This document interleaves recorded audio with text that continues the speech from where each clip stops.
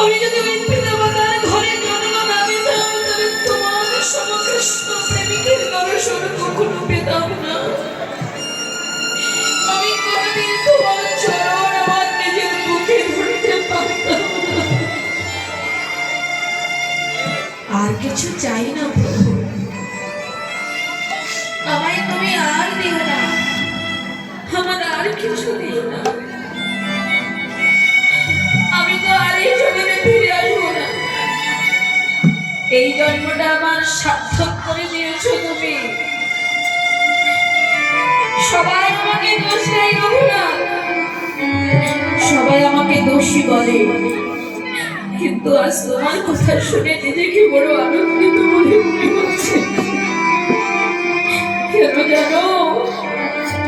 সবাই আমায় বলে আমি কাউকে দিতে পারি না,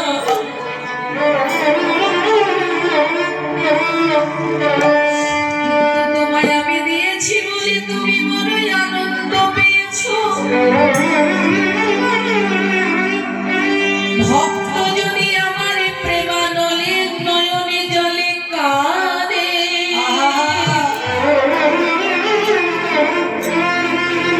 তবে আমিও যে ওই ভক্তির চরণের দাসন উদাস হয়ে যাই।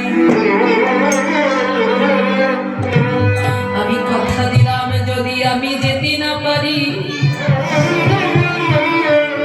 সেদিন কোন কৃষ্ণ ভক্তের কাছে যদি তুমি হরিনাম শোনার আশা করো,